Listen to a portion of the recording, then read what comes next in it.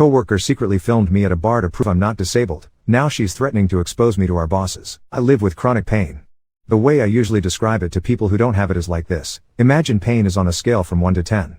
Most people hover comfortably around a 2 or 3 just from the little aches and bumps you get from daily life. People with chronic pain like me?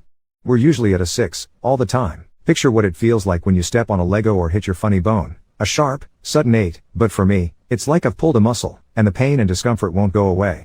It's my daily routine. Some days, I get even higher on the pain scale. Very rarely, I'll have a blessed day where I drop to a 4, or even lower if I'm really lucky.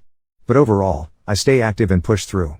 I do own canes, but only use them when my pain spikes to a 7 or higher. One of those days landed on me this past Sunday. On top of my full-time job, I also work part-time.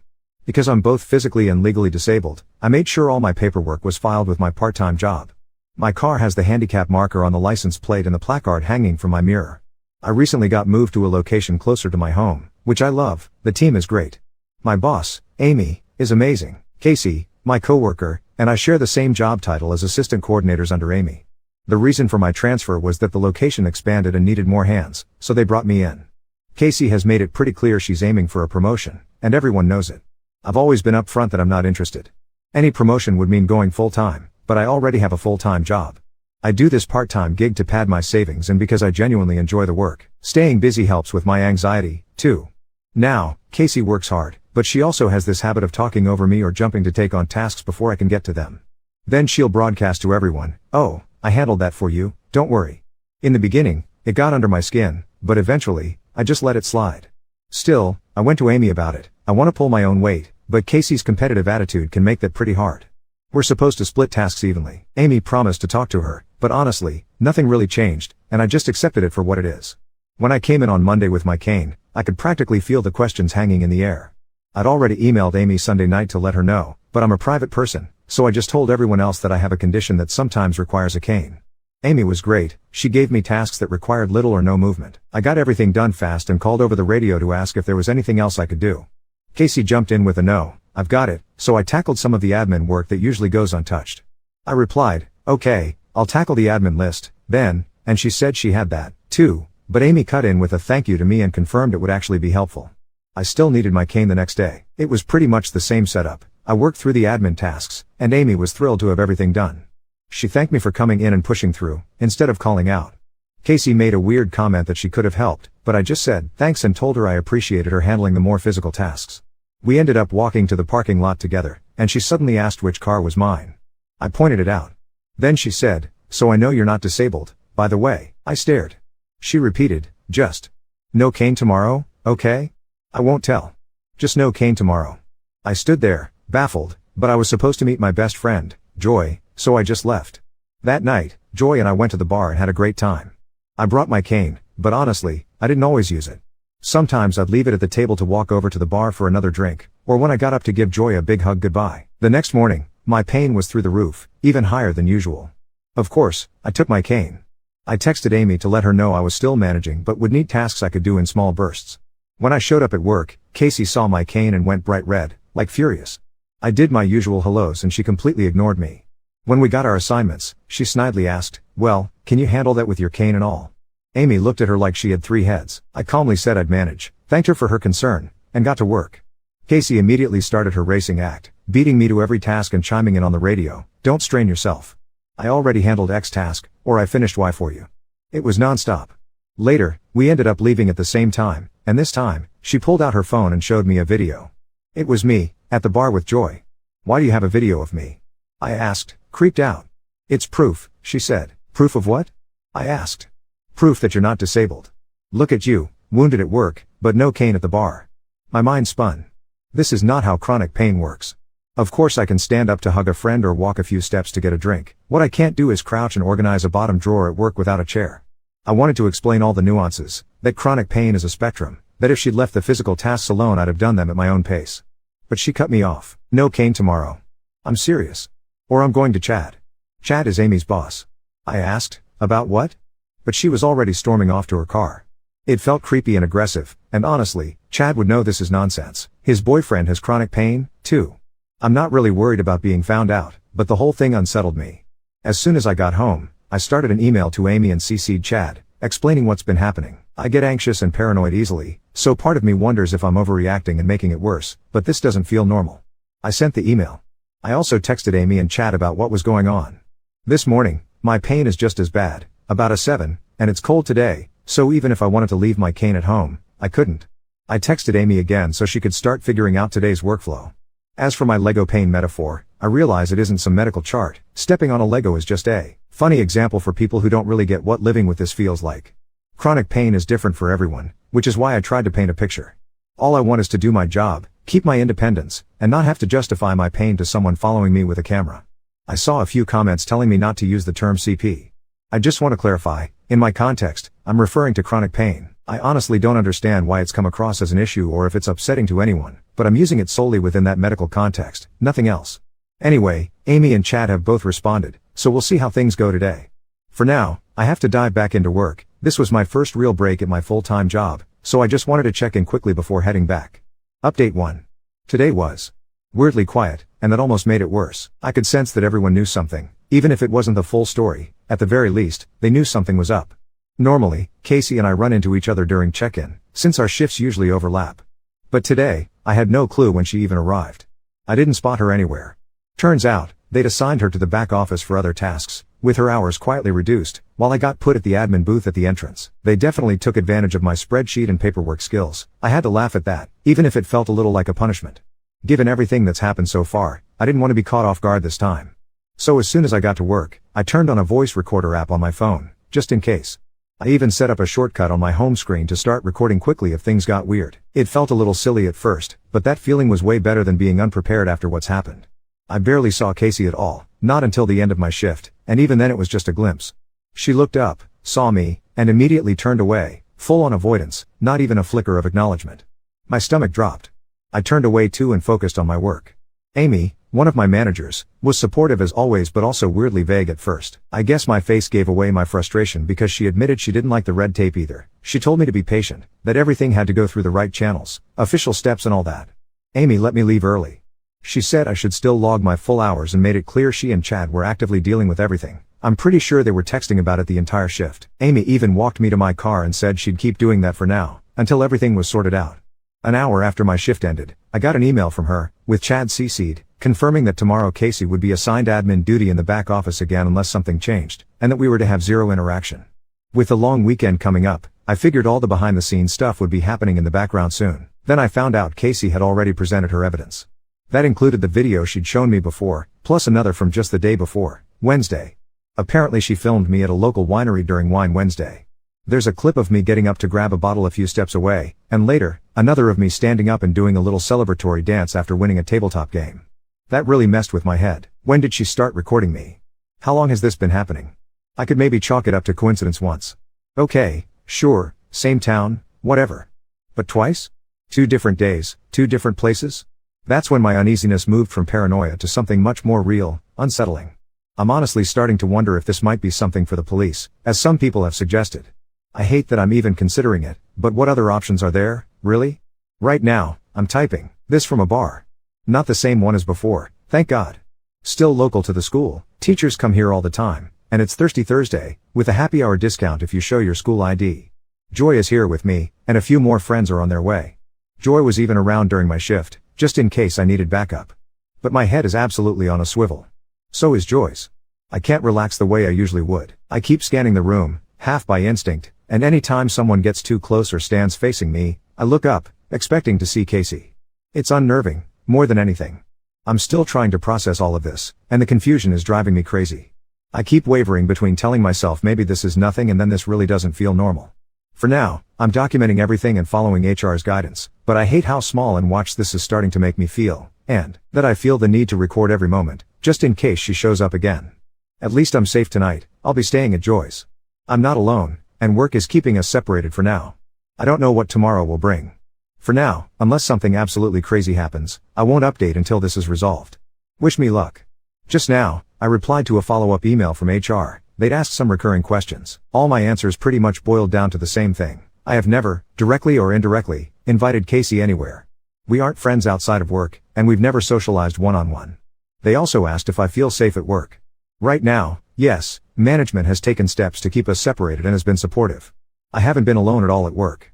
I'm sticking to their guidance and continuing to document everything, just as instructed. Update 2. At first I thought it was Joy's. She has one on her keys, so we stood in the parking lot like idiots, both of us holding our phones and making our stuff chirp. Hers sang back immediately from inside her bag. Mine kept insisting there was another one nearby. The alert followed me into her apartment, then went quiet, then popped back up this morning while I was driving to work. The map showed a trail that looked uncomfortably like me. I told Amy as soon as I pulled in and asked if she could walk with me around my car. She didn't even hesitate. We both stood there in the cold, me leaned against my cane, while she opened the Find My app and hit play sound. It was so faint at first I thought I imagined it, like a mosquito you can't pin down. Then it chirped again, sharper, from the back end of my car. Amy crouched and looked behind my license plate. "Don't move," she said, and called building security from her headset. Security came with gloves and a little evidence bag, and I watched a stranger pry a white coin off my car like it was nothing more than a gum wrapper. The officer who showed up 10 minutes later was a lot less casual. He photographed it, wrote down the serial number, and took my statement. I gave him the whole thing, the videos, the threats, the exact wording, no cane tomorrow, the way she knew where I was 2 separate nights. He asked if I had any idea who would do this. I said a name. His eyebrows did a little jump I've been replaying all day. I left with a case number and a business card. He left with the air tag. I forwarded everything to HR and Chad. Within an hour, I got a "please come to the office" text from Amy and sat in a tiny room that smelled like toner while she and Chad both conferenced in with HR and legal. They told me 2 things that made my skin go cold. 1. IT pulled access logs from our back office system. Casey pulled my profile 3 times this week, including my emergency contact info, which has Joy's full name and number on it. 2. She'd also printed our full staff schedule, twice, on days she wasn't assigned to scheduling, and those print jobs matched the timestamps of the nights she showed up at the bar and the winery. She's off the schedule effective immediately, no access to the building, and she's been given a written no contact directive through HR. All day I kept waiting for the other shoe to drop. It did, in the grossest way. Sometime after lunch, Amy got called to the front by security. Apparently Casey tried to get into the building and made a scene when her badge didn't work. I didn't see it. I was in the back with my recorder going, because of course I was, but security escorted her off property and documented it. 30 minutes later, my personal email pinged with a message from an address I didn't recognize. It was one line: "You didn't have to make this worse." No name. No signature. I didn't reply. I forwarded it to HR and the officer. He wrote back within the hour, added to the file. I asked the officer if they can even do anything with an air tag. He said they can and they do, that Apple will give subscriber information off the serial with the right paperwork, and if that ties back to an individual, it's not just work drama anymore. He also told me to consider an order of protection if I feel unsafe. I'm not there yet, but hearing him say it out loud made my hands shake. Practical things: my phone hasn't thrown the alert again since they took the tag, and I'm not parking in the same spot twice right now. Chad had facilities walk the cameras in the lot in case anything shows up from the last few days. Amy walked me to my car again, and it wasn't performative. She scanned under the bumper with her flashlight like she's done it 100 times for other people. I wanted to cry and laugh and crawl out of my skin at the same time. It's a weird feeling when your boss is better at crisis mode for your life than you are. I'm back at Joy's tonight. We watched her doorbell footage from last week just to torture ourselves. Nothing obvious, but there was a white sedan slow rolling around 1 a.m. 2 nights ago. Maybe it's nothing. Maybe it's everything. Either way, it's in the officer's inbox now. My pain's at a 7 and keeps flirting with higher. I used the cane all day and still ended up needing breaks. I hate that this is now part of the ledger I have to keep. I hate that I have to add check for tracking devices to my leaving the house routine. But I feel hurt. And not alone. Update 3. The officer called first thing. Apple responded. The air tag is tied to a specific Apple ID, and that Apple ID is Casey's full name. He said probable cause like it was a hinge the day swung on, and asked if I could come in on my lunch to sign a sworn statement for charges and an order of protection. I texted Amy and Chad. Joy took an early lunch and met me at the station.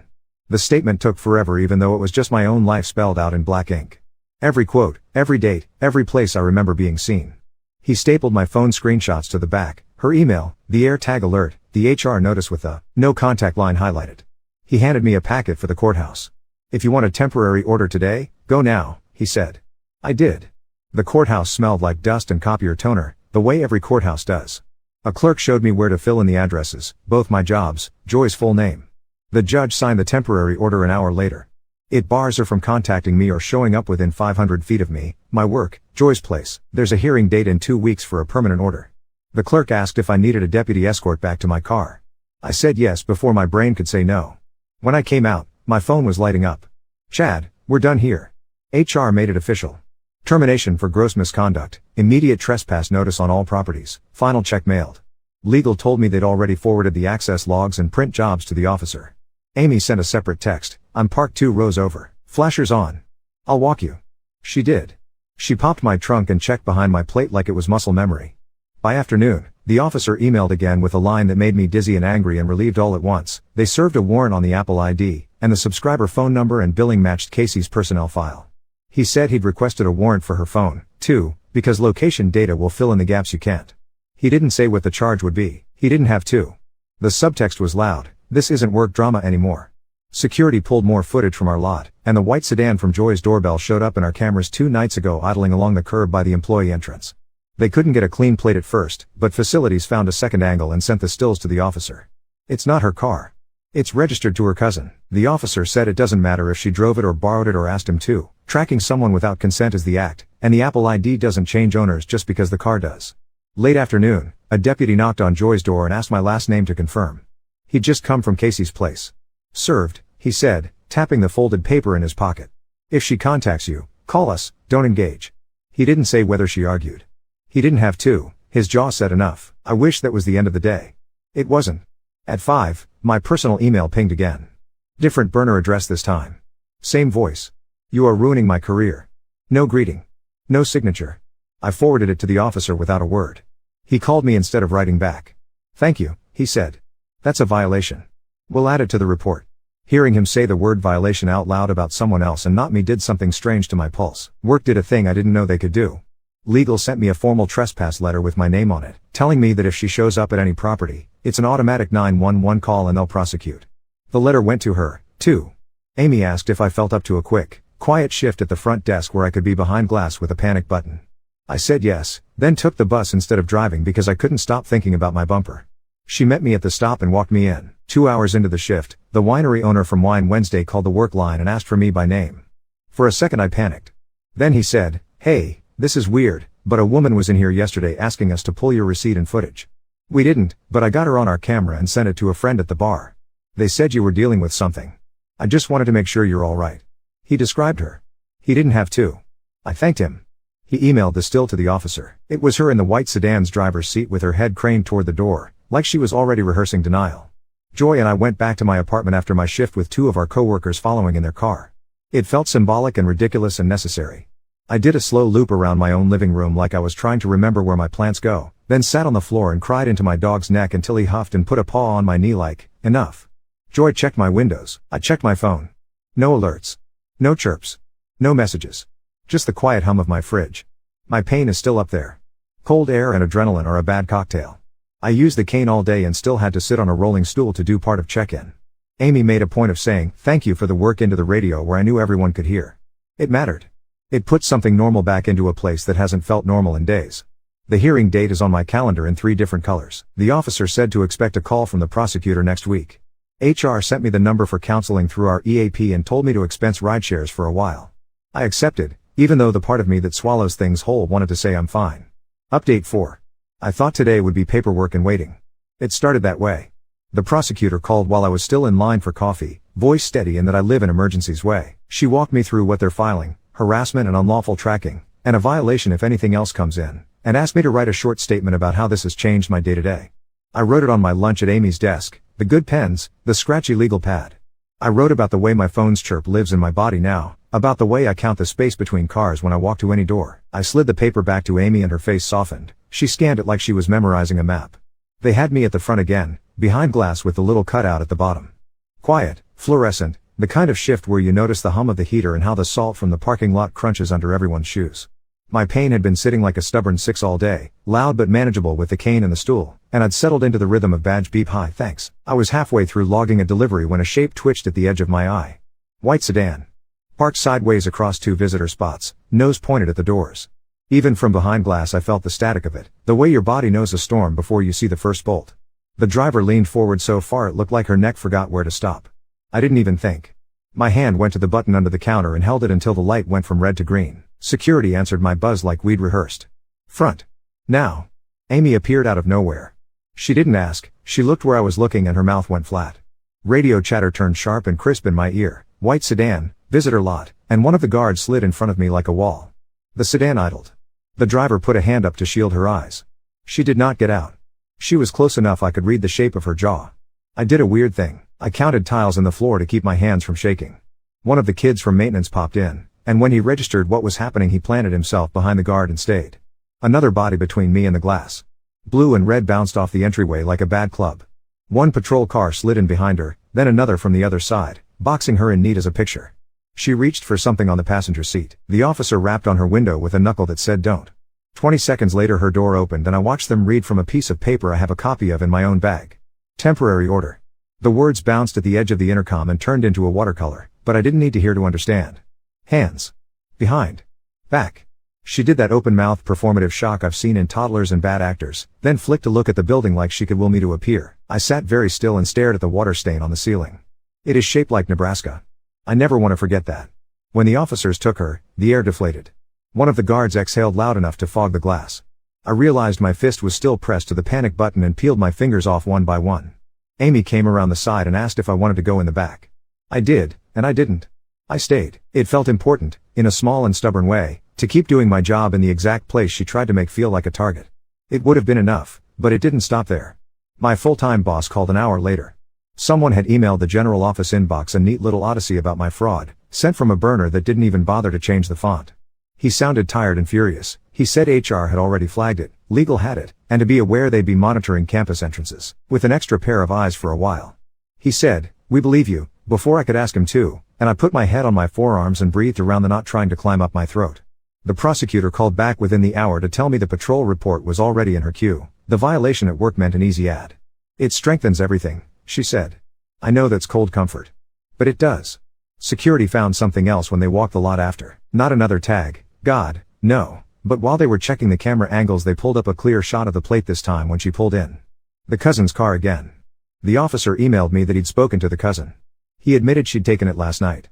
He added a single line that felt like a window opening. The cousin apologized, unprompted, and offered a written statement that she'd been talking about catching you in a lie. It lands different when you see the word catching on someone else's letterhead. It looks small. It looks pathetic. I took a rideshare home because I didn't trust myself not to jump at every creak in the parking garage. Joy met me at my door with takeout and the new season of a show we always pretend to watch ironically. My dog lost his mind in the way that only happens when he smells my shoes 5 seconds before he sees me. We ate on the floor because the couch felt like too much commitment. For a little while, normal existed in the corner, the TV too loud, the dog snoring, Joy telling me the exact correct ratio of hoisin to sriracha like that is a fact you could write down and hand to a judge. The pain comes down in pulses when the adrenaline wears off. It did. My cane was a third arm by the time I got up to brush my teeth. That stupid sticker I put on the handle as a joke last year, little holographic star, caught the bathroom light and threw rainbows on the tile. It made me laugh. It made me cry. I am allowed to want small, ordinary, stupid joys. I wrote that in my victim statement earlier, right between I don't want to check under my bumper anymore and I want to buy wine without scanning the door. I don't know where today lands in the larger story. I know a badge didn't work, then a door opened, then hands found wrists, and I watched from behind glass and did not dissolve. The hearing is still circled in 3 colors. The prosecutor said I might not need to testify now that they've got her on the violation, but I'll be there if she says I do. Amy walked me to the curb when my ride came tonight like always. She checked the back of the car without me asking. She waved at the driver and then looked me in the eye and said, "You did good work today." It sounded simple. It sounded like the floor under all this. I am going to try to sleep. I might actually manage it. Update 5. I woke up to an unknown number and a voice that sounded like a filing cabinet. State compliance. "We received an anonymous complaint questioning your disabled placard," she said, "and we have to verify your eligibility." I tasted metal. I told her I could provide the documentation. She was polite, almost apologetic, and gave me a fax number like it was 1998. I called Amy on the drive-in and she said, "Route it through me," so I did. Scans from my doctor, the state approval letter, the renewal card. I sent the call log to the officer and the prosecutor too. Pattern, the prosecutor said a few minutes later by text. One word. No exclamation point. It still felt like a hand on my shoulder. Arraignment was fast in the way that makes you feel like you imagined it. The prosecutor called from the hallway outside the courtroom and said the judge kept the temporary order, added my full-time job by name, and upped the distance to 1,000 feet. No contact, no third-party contact, no accidental proximity. She pleaded not guilty, posted bail. Conditions are tight, the prosecutor said. If she blinks wrong at you, call. I was back behind glass, the door with the little cutout, the heater hum. Pain at a stubborn 6, cane leaning against the counter like it was posing for a photo. Chad stopped by and slid me a ginger tea like we were in a spy movie. Fax went through, he said, meaning the placard paperwork. Legal's got it. We'll answer anything official so you don't have to. He did the thing where his eyes do a quick sweep of the room without turning his head. He's better at it than I am. At noon a man in a blazer knocked on the glass and held up a folder. My name, he said. My chest did that tight drum with no sound. Amy took the envelope and opened it right there with a pen like it might bite. It was a petition. Her petition. She filed for a restraining order against me. The declaration was 4 pages of word salad, defamation, hostile work environment, obsession, and 2 stills printed from the videos at the bar and the winery. Seeing my own face in grayscale on copy paper made me feel weirdly fictional. At the bottom she'd signed under penalty of perjury. Amy's jaw twitched once and then went still. HR will handle this, she said, already dialing. I emailed the scans to the prosecutor and the officer. The prosecutor's reply came fast, retaliatory, common. We'll be there. The detective called an hour later with the voice people use when they know you're upright but would prefer you were sitting. Search warrant came back on her phone. There's a folder named Proof with screen recordings of my Instagram stories, my work schedule from our system, a map with pins titled bar/wet and winery. There was a screenshot of the Find My app showing air tag, keys, and a note under it, move to bumper. He said it like punctuation. He also said there's a text thread with her cousin about borrowing the sedan, and a message from a number saved as A. That one said, if her car's not there, check Joy's, which made my stomach drop through the floor and land somewhere under the building. He didn't tell me who A was. He said he didn't need to yet. The quiet cracked again at 3 when my full-time campus security called. Someone had walked into the main office and tried to leave a manila envelope with my name on it at the front desk. They didn't take it. They asked the person to wait and stepped into the back to call security. The person left the envelope and went fast instead. Cameras got the side of a face under a ball cap and the cousins played in 3 different angles on the way out. I didn't open the envelope. Security didn't either. They slid it into evidence gloves and handed it to the officer with a chain of custody sheet like you see in shows that end with a produced by. The officer texted me a thumbs up emoji, which I didn't know he could do, followed by, counts as contact. We'll at it. I didn't breathe for a full 5 seconds and then did too much of it for a while. Somewhere in there, my phone rang with a number I didn't have saved and a voice that sounded like cigarettes and weathered siding. I'm her mother, she said without hello. She's not a bad person. I said, I can't talk to you, and hung up on the second syllable of person. I forwarded the screenshot before my thumb could shake. The officer replied, thank you. Violation via third party. I didn't know relief and fury could share a room that cleanly. There was one small breath of a good thing. The winery owner called again and said, I'm not trying to insert myself, but a guy came in this morning with a phone out asking what time you were here last week. He said he was a process server. We don't hand anything over without a warrant. I thought you'd want to know. He sent the stills. Not a server. The cousin's car again. He put 2 bottles on hold for me with a smiley face I didn't need but appreciated. I'm not picking them up yet. It mattered that he offered. HR did a thing I didn't know they could do squared. Our legal team filed a motion to consolidate the hearing dates so we're not playing whack-a-mole in 2 courtrooms, and Amy told me with her phone flat on the desk between us like a tiny shield. We're sending counsel with you for hers, she said. You will not walk in alone. She didn't ask me if I planned to go. She knows me. Of course I'm going. Some practical involuntary comedy, the envelope at my campus? The officer called later to say it was a printed packet of my own public posts with a neon sticky on top that said fake. The sticky had a perfect thumbprint in the corner. He said he wasn't going to get ahead of himself, that prints aren't magic, but I could hear the smile he wasn't letting loose. He also said the stills she attached to her petition kept their EXIF data, her phone model, the date, the geotagged bar location, because she saved them wrong. He used the phrase self-authenticating and I let out a noise that could have been a laugh or a sob. It sounded like a hiccup. I worked my whole shift. I scanned badges and said hi and pressed the panic button with my palm once by accident when I leaned too far to get a delivery driver's signature because muscle memory is a weird horse. Maintenance taped the emergency number under the desk where my hand goes without me thinking. Amy came by every hour. She didn't hover. She materialized and said, water? Or break? And I'd realize I hadn't sat in 20 minutes.